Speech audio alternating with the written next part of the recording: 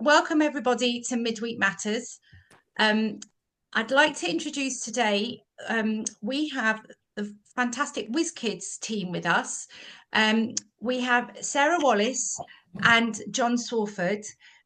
Sarah is an occupational therapist and she trained in Sawford and joined Whizz Kids in 1997 from a previous job at the local wheelchair service.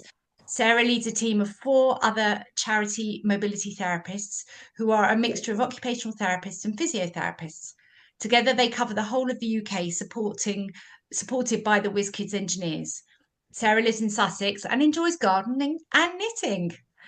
Those are two good seasonal things, one each part of the year. Um, John Sawford joined Whizz Kids in October 2016 as the Operations and Service Director.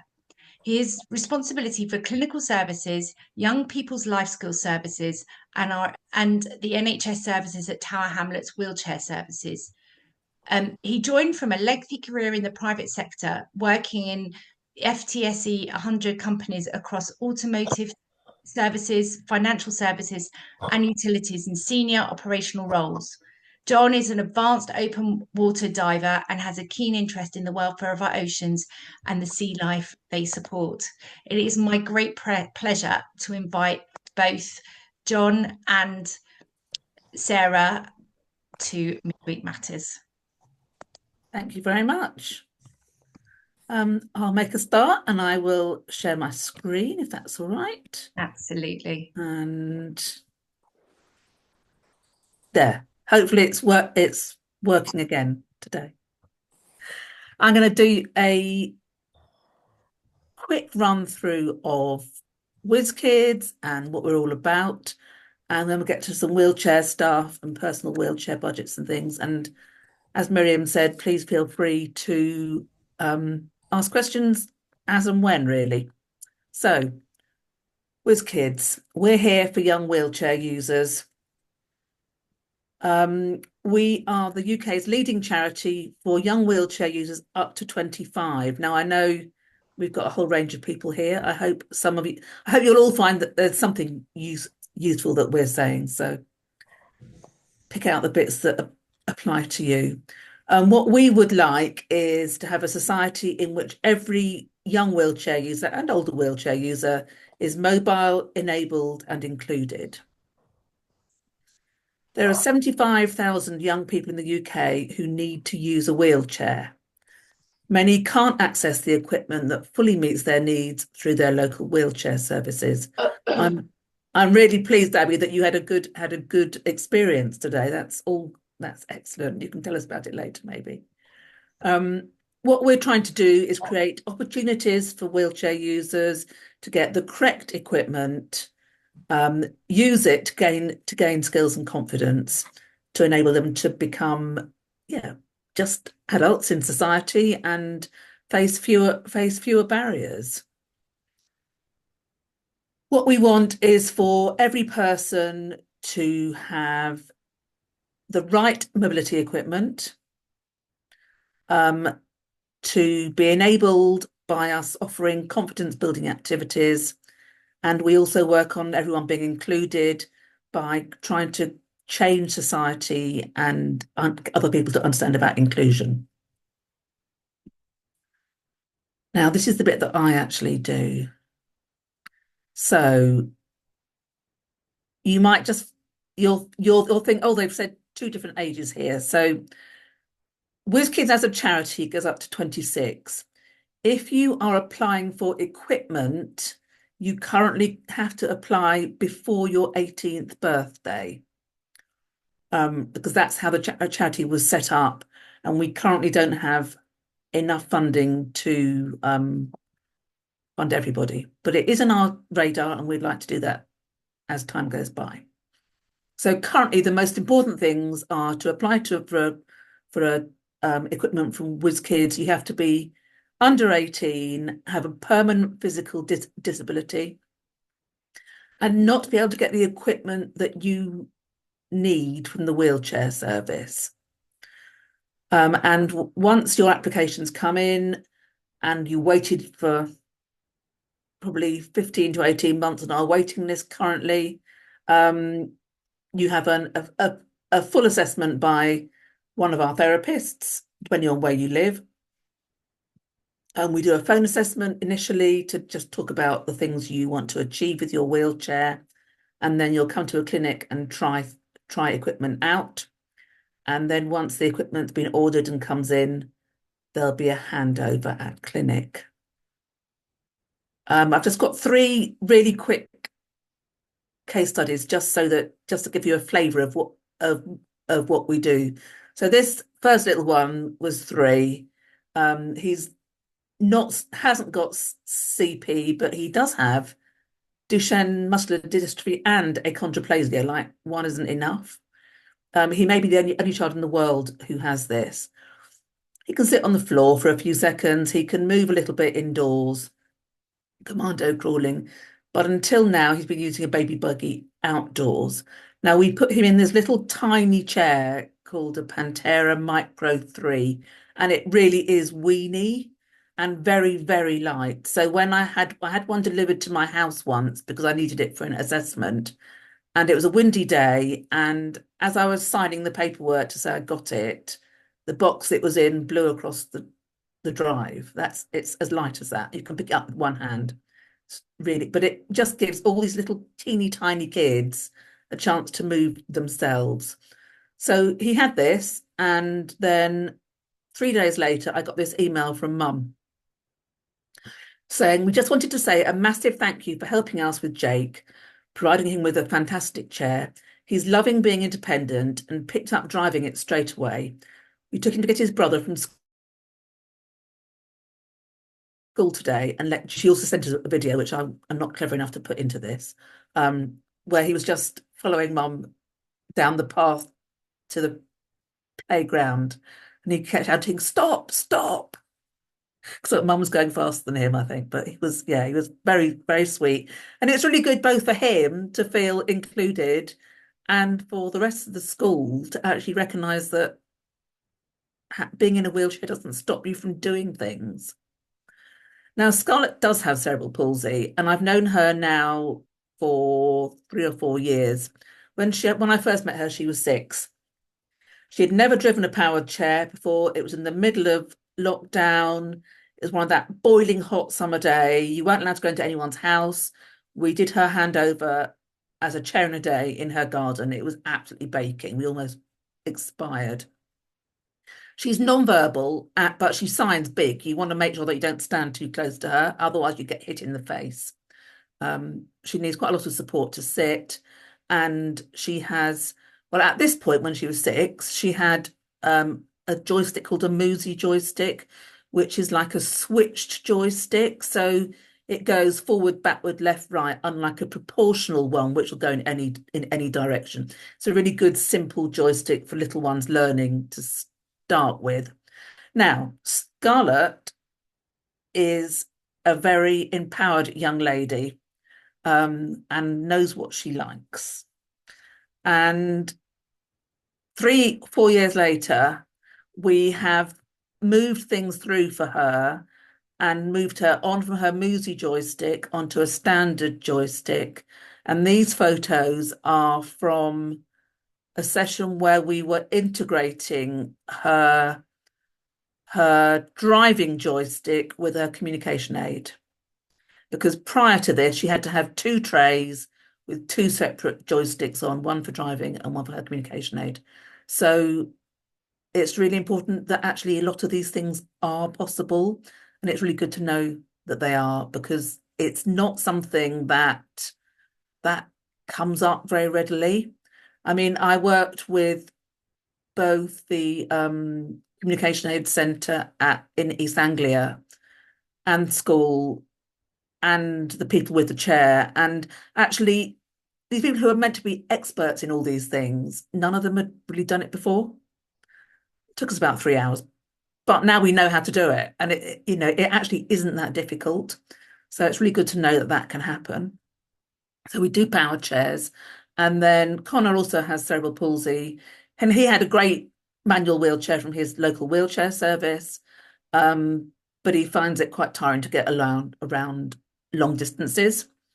And he, as you can see, he's older teenager. doesn't want to be helped by friends or teachers, and he wants to walk himself to school, go out with his family and his dog. So what WizKids issued him with was the Try Ride on the front, which means that he can walk with his friends to school and go out across the Sussex Downs or wherever it is that he fancies, and not have to rely on other people, which is great. It's really good for everyone to be able to move themselves around and not to have to rely on other people pushing you somewhere that you don't want to be. Now,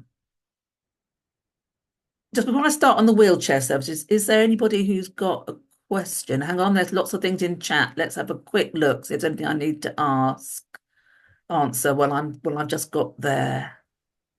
No, it's more about people's internet. That's fine. That's not a problem at all. Fine. Let's close you again. Okay, so wheelchair services. I've just tried to, I mean, a lot of these things are very obvious. So please don't feel I'm patronising you, but I'm afraid to say that our kids board are not very good at these things. So I nag them mercilessly about making sure that they know these things, and they are getting better, but it's a bit of an uphill slog. Our kids board, who are now not called that anymore, John will tell me what they're called instead. They've Are not young officially people. renamed themselves yet. They're in the process of Oh, rebranding. okay. Are young people between 16 and 25. So they're not kids, but okay. So my top tips are: know about your wheelchair service, know who they are and who they are run by. Is it contracted out? There are two or three really big contractors around, namely Ross Care, who have taken over Millbrook, if you know about Millbrook, and AJM. I think they're the two biggest ones. There are others around as well, but they officially just provide your wheelchair service. As therapists who see a lot of the country, we can see how different contractors provide that service in different ways. Make sure that you know where they hold their clinics. If you used to have an NHS service and it's been contracted out, then probably they'll have moved buildings. So if you've been somewhere before, make sure you know where you're going the next time. Make sure you know their address, phone number, email address, or any other way of how to contact them. And if you normally see the same therapist, it's useful to know who that is. Also, make sure you know your approved repairer contact details, because it's usually that if you've got a problem with your chair, if it needs mending, it's them that you need to contact. If you ring the wheelchair service, you'll probably get a lovely message that says, if you need a wheelchair mending, then please contact these details, these people. So save yourself a phone call, call the right people in the beginning. If your chair is no longer right for you, like if it's causing you pain or discomfort or a bit of a pressure sore, you need a review. And for that, you go back to the wheelchair service. If it's broken down, you go to the repairer. So if you need new tyres or your controller doesn't work or your brakes don't work, that's a repairer thing. So try and make sure that you are very aware of what your problems actually are and whether going to the right people. It may be worth making sure you know what the wheelchair service criteria are, especially if you're trying to get a better chair out of them. Many, but not all, wheelchair service criteria can be found on the internet. If you just look up your local wheelchair service, you might find that somewhere on there is a list of their criteria. It's just helpful. It just Yeah, gives you a little bit more ammunition. if you do a search on Google for wheelchair service criteria, you will find one. And these are just things to be aware of. Integrated care boards are the people who commission your wheelchair service. Oh, I now can't see what I've written because everyone's in the way. There we go. So they commission the wheelchair service to provide equipment. but not all ICBs commission the same thing. So there is a postcode lottery, and it does depend on where you live, what you might get, and what the criteria for that may be. It's also worth, I'm sure you're all very aware, the NHS is short of funding. Wheelchair prices have risen dramatically. Wheelchair funding has not risen at all, and it's probably gone down. And that clearly, it doesn't take a genius to see that that is a problem, and it has a knock-on effect on what wheelchair service can actually apply and provide. So you may find that, I don't know, if you're walking a little bit and you've got quite a good lightweight chair, and then you've grown and you go back, they might actually apply the criteria that says you don't get a lightweight chair if you can walk at all, much more harshly than previously, because they don't have the money to fund it. Sarah, is this a good point to just pause and see if anybody wants to ask any questions? Because Yeah. there's so much detail that Sarah and myself could add here. And if you have any, let me give you a top tip. So if you're going to your wheelchair service and you're looking for a power chair, and they will ask you how many times a week do you use your chair? If you say 4 days or less, you may not meet the criteria for a power chair. But if you say I use my chair every day, then you'll pass the first stage of the criteria to qualify for a power chair. This gives you an idea. There are lots of little things that you need to know what to say. And you also need to say I use my chair every day inside my house, not just I only use my chair outside as well. Again, that's another reason why you might not get a chair.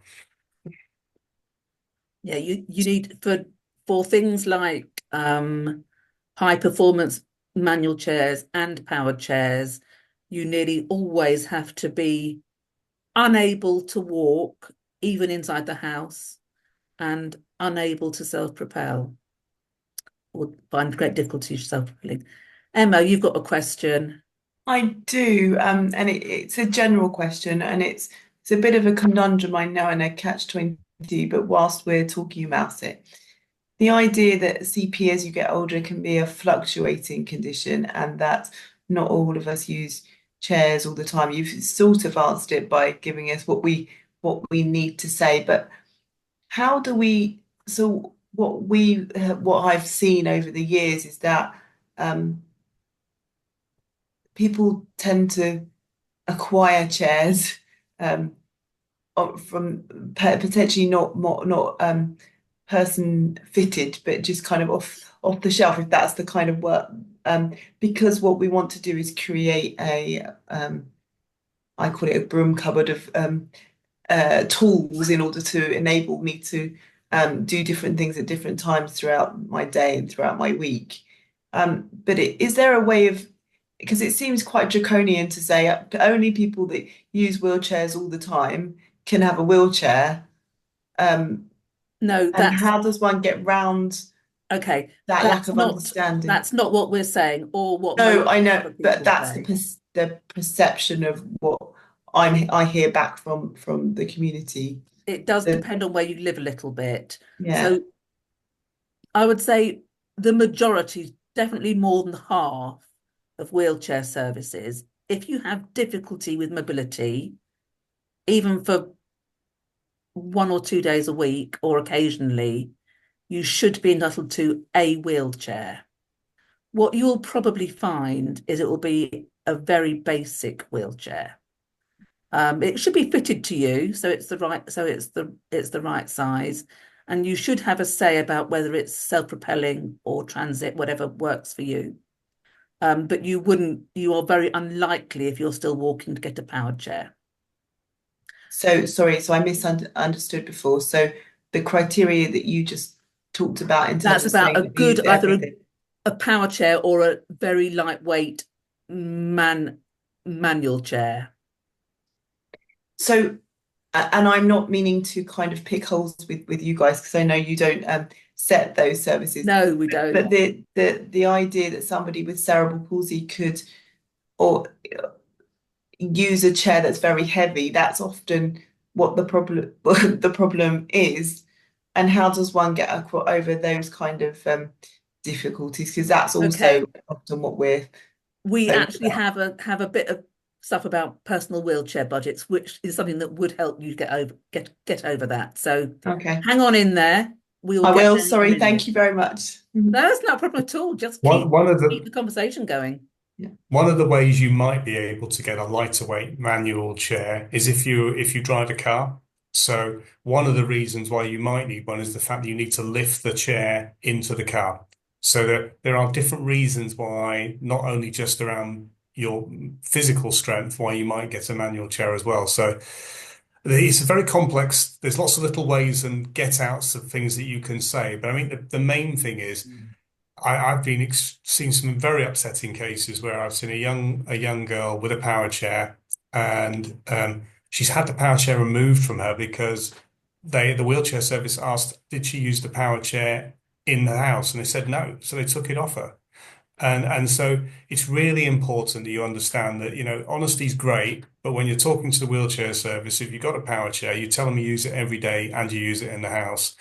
Um, and you don't ever say, I only use it for outdoor use, because they will try and take it off you in some cases. And so, it's one of those nasty little sort of bits of the criteria. I think it's worth knowing. I think it's worth knowing too. It's worth thinking about you on your worst days when you're having your most difficult problems. And all all therapists are very aware that a lot of conditions fluctuate. In fact, even if you haven't got a disability, you fluctuate. You have good days, you have bad days, you have days that you're very tired, you have days that you're full of energy. Nobody expects you to be exactly the same every day. So they understand that. So try and explain to them about your most difficult days, not your best days. And I'm not wanting to be controversial here. I just, in terms of exploration, and I completely understand and respect why you say that one would need to say that they would use their power chair inside.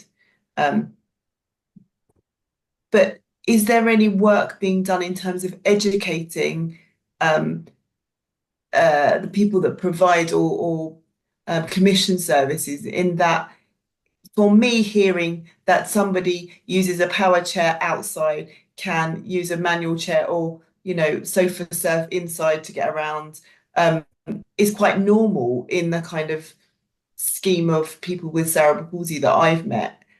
And it feels like we're having to fit into their boxes of their understanding of CP rather than them understanding the condition themselves.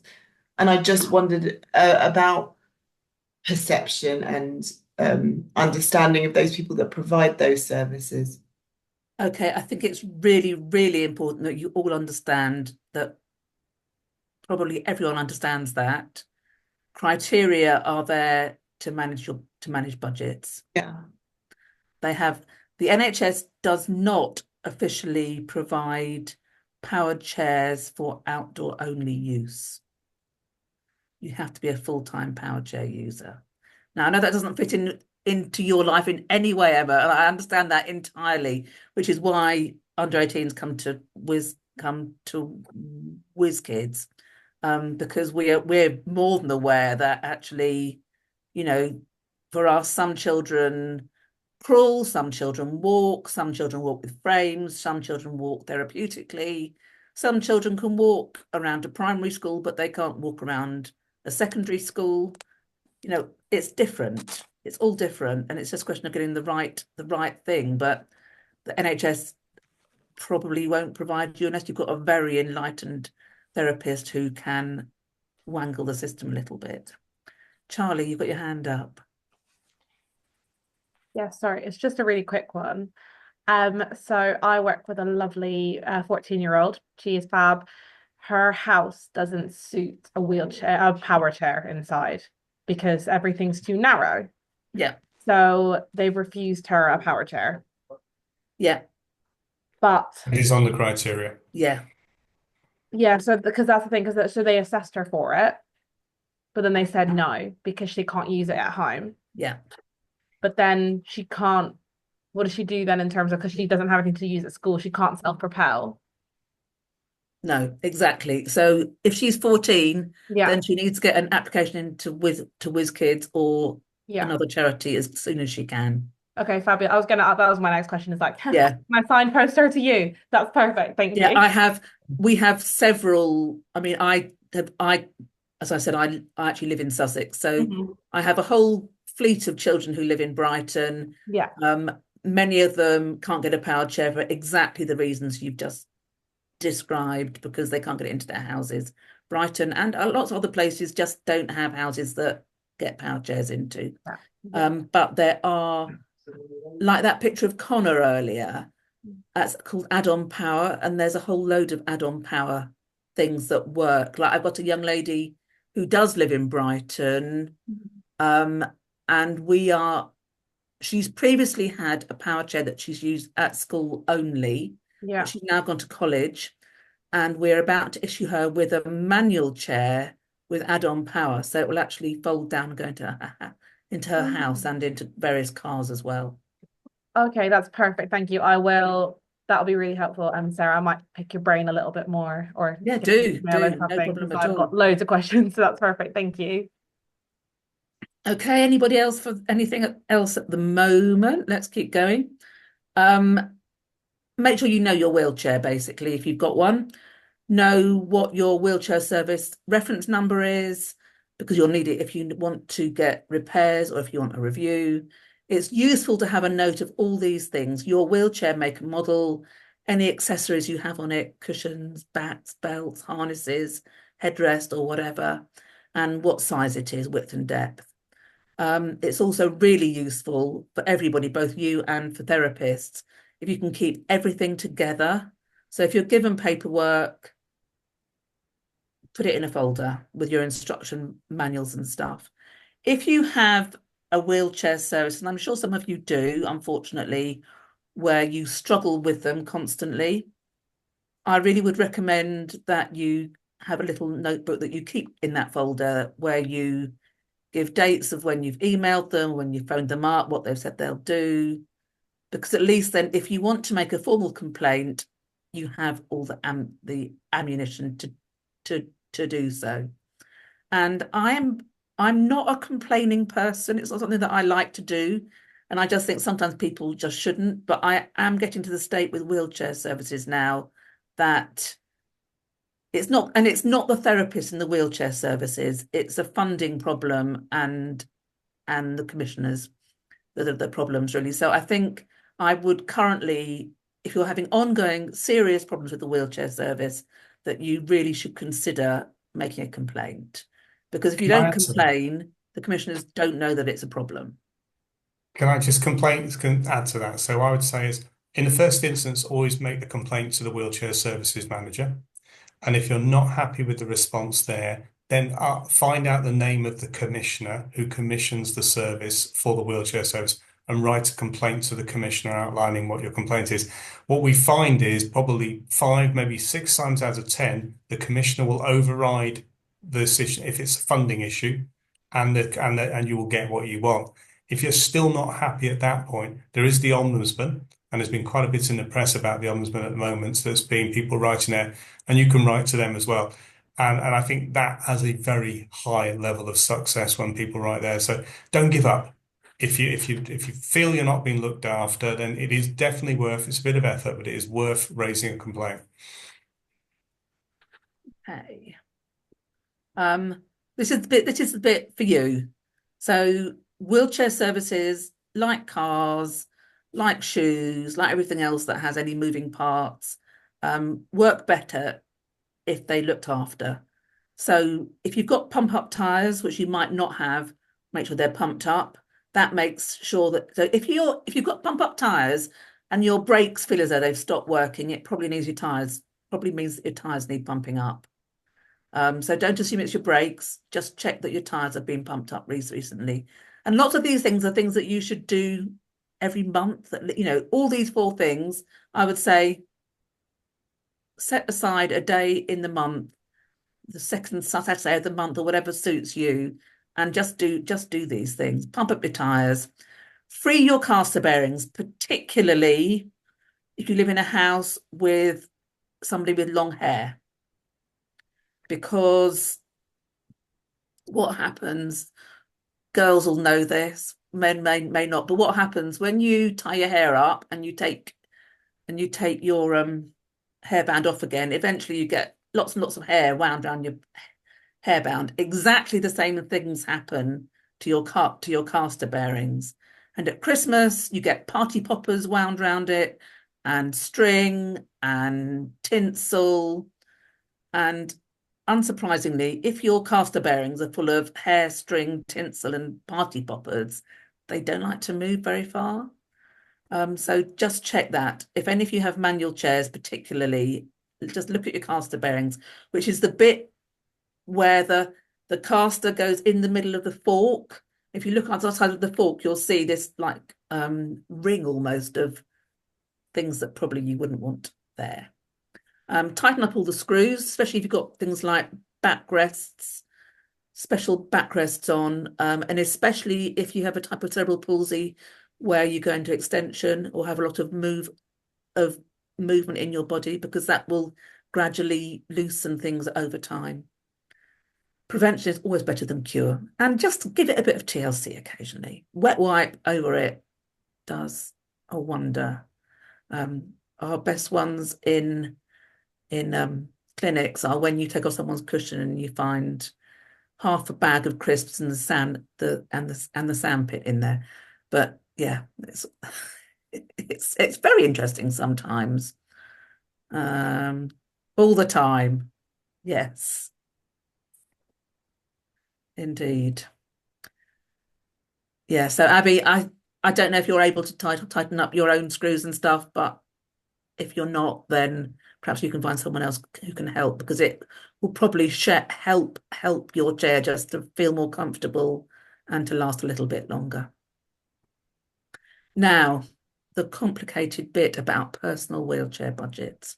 So this is it's not the be-all and end-all of life, but it's something that you need to know about. So when you're assessed at a wheelchair service, you are given a personal wheelchair budget. There are 3 types of wheelchair budget. The notional one is I'll say the most basic. So if you're happy with what the wheelchair service are offering you, it's called notional, and you accept the chair that they're giving you, and you go away and you're happy. Brilliant. They'll mend it, etc. Now, the most obvious thing for this is if the chair's okay, but you like a riser on a powered chair, or you like a lighter manual chair, you can have a notional with top up. And in that case, they will offer you a chair within their matrix, and you're allowed to pay the extra. So one of the things a lot of the children who come to us come for is for a notional with top-up personal wheelchair budget, where the wheelchair service will buy and maintain the powered wheelchair, and we pay for the cost of the riser on it. So anyone can do that. You can go and get money from either from your bank account or from another charity or whatever you like. But so that's a notional with top up. Can I jump in here, Sarah, and just can. give a top tip on this bit? So this is a little bit hard to sort of get your head around, but when you do a top up, if the wheelchair service is buying that additional piece of equipment for you, they should only charge you the same price that they are charged. Most wheelchair services in the NHS are only paying 50%, maybe 55% of what you would see online as the retail price. So they are discounted to 45%. So take, for instance, the riser that Sarah quoted to you. So if you wanted a riser, the retail price of a riser would be nearly £2,000. Wheelchair services will be paying £550 for that. So if somebody says to you, you can have a top up, and the cost of that top up is going to be £1,500. Challenge it. Ask the question. So it's really important you go in informed if you want to top up of how much the retail price is, and you should not be paying that full retail price. It's really, really important. And you can actually find nearly all the chairs that the wheelchair services will issue. You can find them on the internet, and many of them you can find the RRP prescription forms if you scroll down the page and you go to documents. Lots of them are there. Not all of them, but lots of them are. The last one is a third party personal wheelchair budget. So if you don't feel that whatever the wheelchair service is offering you meets your needs, and that might be because, I don't know, you want to go dancing, or you like walking your dog across the field, whatever, then you can have an independent personal wheelchair budget. That means that the wheelchair service will issue you with paperwork that defines the cost of what they would have offered you in the notional one. They'll add a percentage for maintenance over 5 years, and you can take that to a wheelchair dealer and use it as part payment for a chair that works for you. It has to be like for like, so you can't use a manual chair PWB to buy a powered chair. If you were clever, you might be able to use a manual wheelchair PWB to buy a better manual chair, and then find some other funding to add on power onto it. That's possibly an option. So now, but the big problem here relates to what John was just saying about recommended retail prices, is that if you go to a dealer, even to get what the wheelchair service are offering you for free, it's probably going to cost you almost double. So although it is a help, and it's definitely, a donation towards your chair, it's going to cost you an awful lot more doing it like that. But if the chair that you want is not on the wheelchair service matrix, you don't have any other option, unfortunately. Just to give you an example of that, you might get offered a manual chair, which will cost the NHS £200, £300. And then if you went to the private sector and you wanted a lightweight manual chair, you could pay £2,500, maybe £4,000 for that chair on a retailer. So these price differences are substantial, really substantial. We're not fans of third parties. No. Emma, does that answer some of your questions? Yeah, I mean, it certainly does answer it, and by no means my comments are by no means to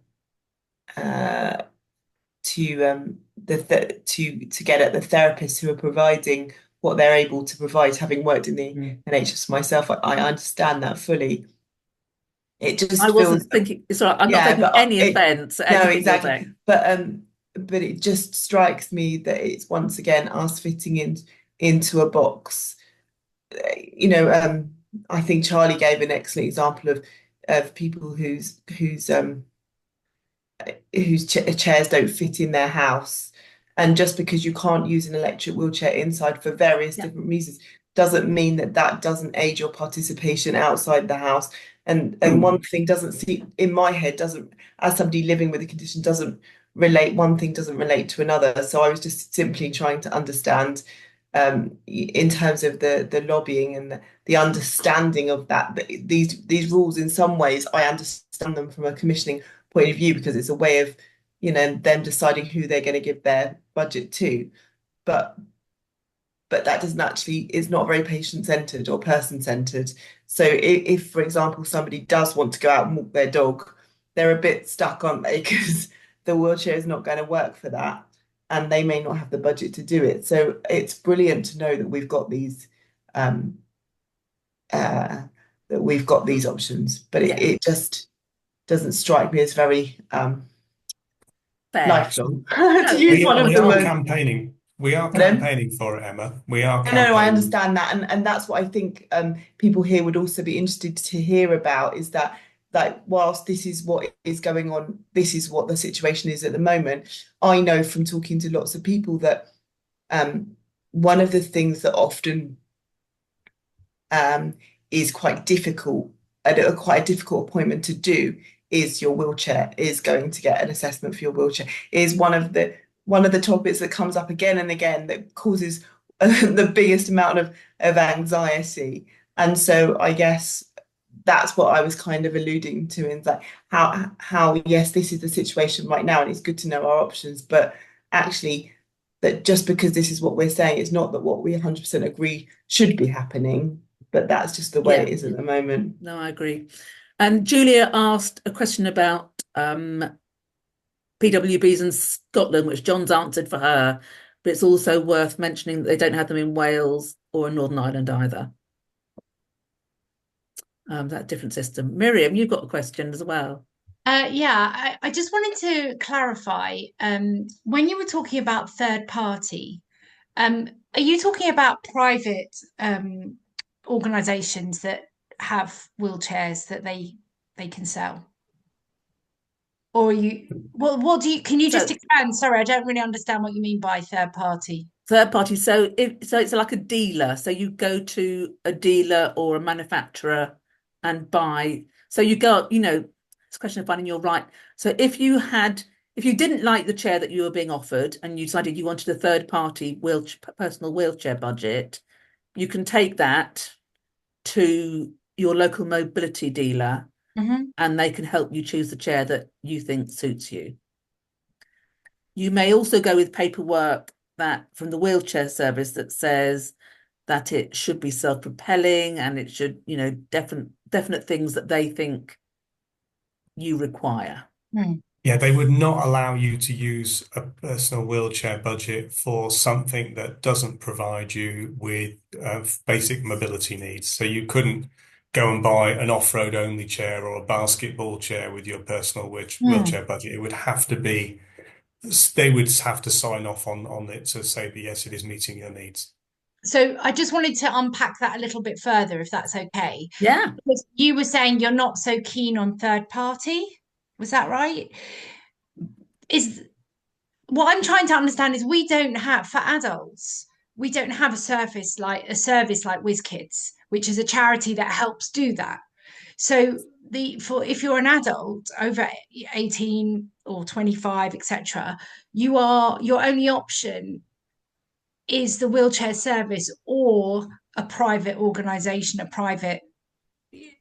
So if you're not necessarily getting the service or the options of the wheelchair that you think is best for you through the NHS, you don't have any other options but go through a third party, do you, at the moment? It's true. The reason we don't, do you happy for me to answer, Sarah? Yeah.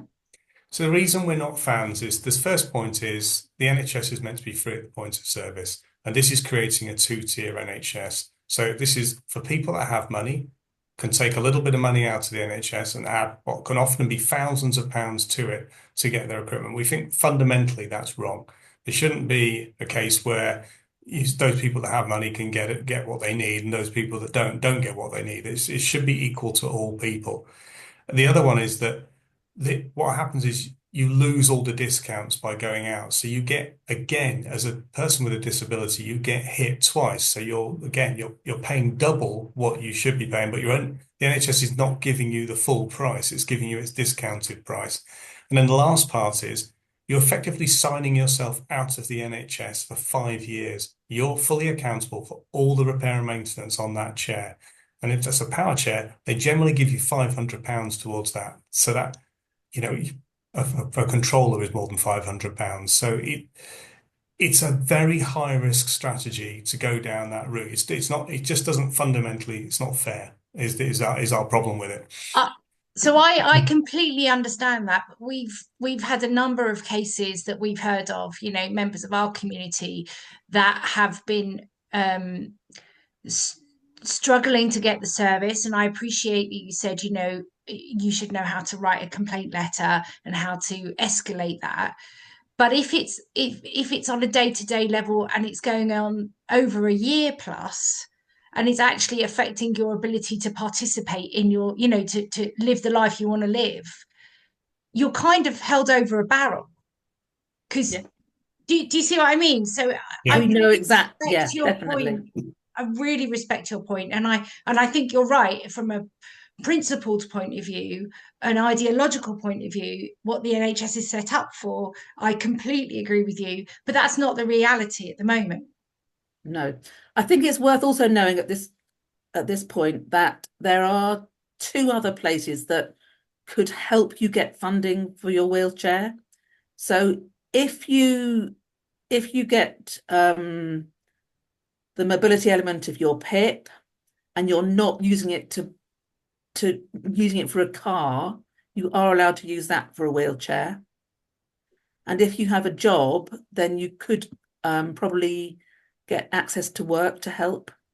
But sometimes they require that the chair that they fund stays at work, which is really helpful. It's like the wheelchair services that only will issue a chair for school only use. Well, yeah.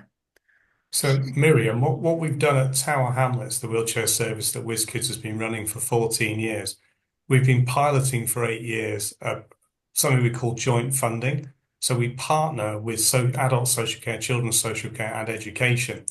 And so rather than third parties, what we do is we go to social care and we say, if these extras are added onto the chair, then it will substantially meet that person's social needs as well as their clinical needs. And so that way the social care provides the top up. So it's equal, it's equitable. So there is a way of doing this that means that you don't have to put your own money into the system.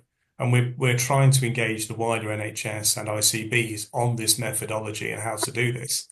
But what that does is that's a benefit, obviously, for the person that's using a wheelchair, but it's also a benefit we find for social care because take a simple one like a riser.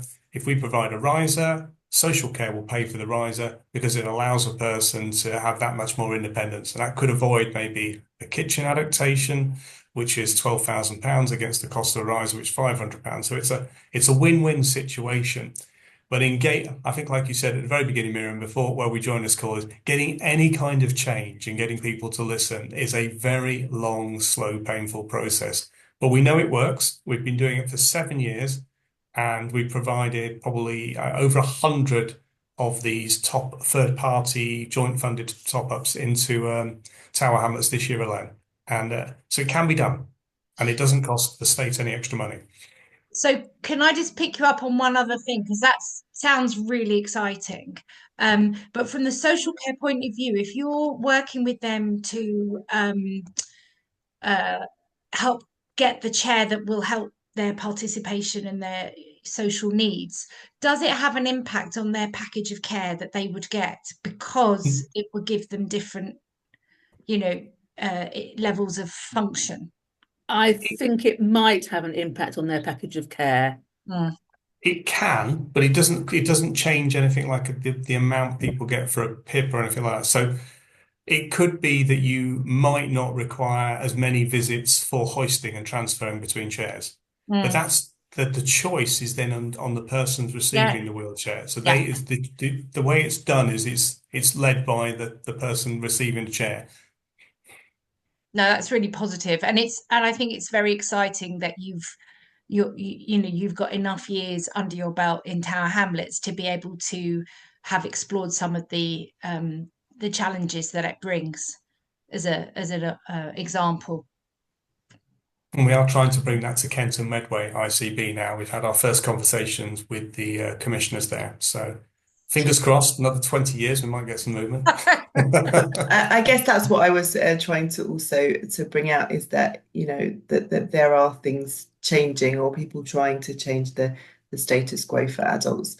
Can I moving the conversation slightly, just something else that I know that you're really good at and I'm really keen on is just to talk a little bit about your wheelchair training that you give to people and your courses. Because one thing that it strikes me is that as people who might go into a wheelchair later on in life, without much support from anybody else. Often we make that personal decision ourselves, that actually then we end up with a piece of equipment that could be used better than we use it, or that we don't have the skills to properly operate it to its greatest effect. Yeah. You want to take that, John? Okay, so we're approaching wheelchair skills training in a number of ways. So firstly, we deliver it directly for anybody up to the age of 25 for free.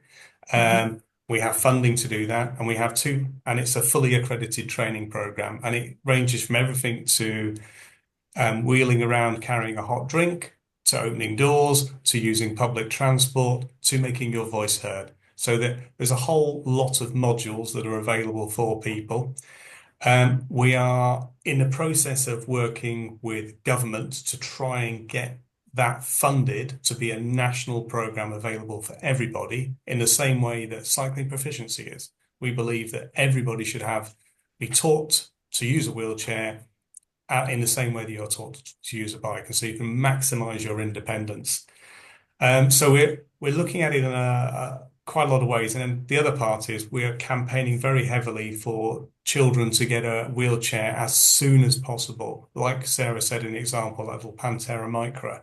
So again, to start learning the skills from a very, very young age, as 12 months or younger. So straight away that you're learning that mobility and how to use the chair. So we're looking at it across the board. And we're training wheelchair services to deliver wheelchair skills training. And we're also training education as well. So that the wheelchair services we're training trainers, that will obviously benefit adults as well, because that skill set will be in there with those clinicians. Long journey. There are other organisations that do wheelchair skills training as well out there, but we all tend to be funding controlled, if we want as a better word. So we do nationally, and there's some that do locally as well, and it's just a question of where it's available. Charlie? Is this something you guys provide to children who have only been given wheelchairs by yourselves, or is this something anyone can access? Anyone. Okay, and is there like a 15 to 18-month wait list for that as well, or No. there's not? No, we've got funding sufficiently to cover the wheelchair skills training at the moment. So that's just as quick as we can book you in, really, which could be, depending on where you are, it could be a week or it could be 3 or 4 weeks. Oh, fab. Okay, thank you.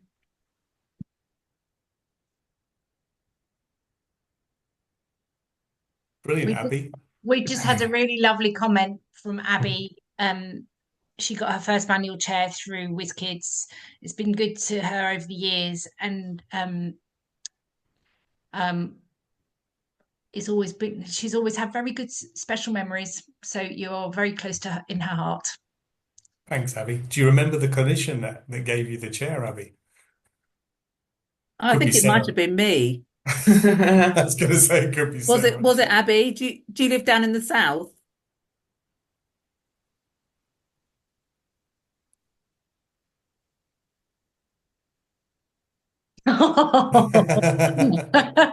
You little, fair enough. I do recognise your name, I must admit, but I've been around a very long time, so who knows? I have to say, I love too what Whizz Kids has done. They've and I find it really interesting that I don't know how much you're keeping abreast of the conversations that we're having about wheelchairs, and we often have very interesting conversations about what independence means, and the difference between walking independently and functioning independently, or being able to participate independently, and we're trying to give the use of wheelchairs for people who haven't previously used them a positive name, rather than something that has been associated with a failure to be able to mobilise independently. And I think there is a lot more positive association with using aids in order to participate. But I guess what would be even better was that we could then get the wheelchairs to help us to support the change in our mindset as we get older, and we need to use that. But Sarah's had some lovely people she's helped where they've not got a wheelchair from the wheelchair service because they've not been deemed as able to use it. But Sarah's issued those chairs to them, and it's taken time, but we just, these young people are amazing. They've managed to, they're self-propelling. I'm just thinking of the young girl that recently, Sarah. Oh, she was amazing. She Yeah, was a little girl who I think she has one of those very rare and random genetic conditions. Um, and she was in a very standard action 3, like most other children are from the wheelchair service. And mum and dad they'd come to the clinic wanting they thought that they wanted a chair that they could take her out across the fields in, basically. And we tried various things, and we had a very long chat about, well, actually, do they want a buggy, all-terrain buggy, which was what they were sort of sounding like. But we said, actually, has she ever tried propelling? And they said no. I said, well, let's pop her into this little chair and see what happens. And nothing much happened, but she did touch the wheels. And Mum said, well, she was only about 8 or 9, but then Mum said, well, she didn't even know she had hands until she was about 6. Anyway, I said, well, go away, think about it, talk about it, and let me know what you want to do. So they came back to me and said, oh, we do want to go for a self-propelling chair. So I said, if you don't go with this now, you probably lost the window, really. Issued her with a chair. And I mean, everyone in the room was absolutely gobsmacked. She touched the wheels and she pushed 3 pushes across the room. And that was the first time she's ever moved herself. It was just amazing. Yeah. I love my job. That's why I've been here for such a long time. I love going to clinic with Sarah. Oh, that sounds really good. Becky's asked whether you could perhaps point us in the direction of contacts who might provide wheelchair skills for adults, if you know of anybody. We can certainly ask Lindsay or Sarah Howe and see if they have or any ideas. our family liaison team will have a list of contacts as well. Yeah. Okay, we'll ask around for that. I feel as though we've been talking for a very long time now, and so we also do all of these things in young people's services alongside wheelchair skills training. So our activity programs we hold across the country, probably 10, maybe 12 a month. And they're all about proving that anything's possible with the right adaptation. So it's not just about the young person learning to realize that they can do more. It's also about the families, the teachers, everyone's seeing that there's so much more. The only thing that stops us is our imagination. And so we let the young people choose what they want to do or what they want to try. And because they are young people, they tend to choose the most extreme things possible, which you're seeing on the pictures here. So yeah, it is driving racing cars, whitewater rafting. Yeah, anything that's got an adrenaline rush in it seems to be the flavor of the day. But we're running these programs across the country all year round. And as you can see in the bottom corner, we did scuba diving as a first for us this year as well. And then we run something we call Kids Max Days. And the Kids Max Days, we can have 150 to 200 people at, and they are a whole lot of different activities going on at the same time.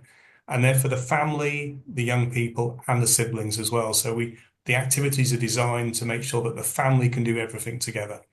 And all those are available up to the age of 25 or 26. So, yeah.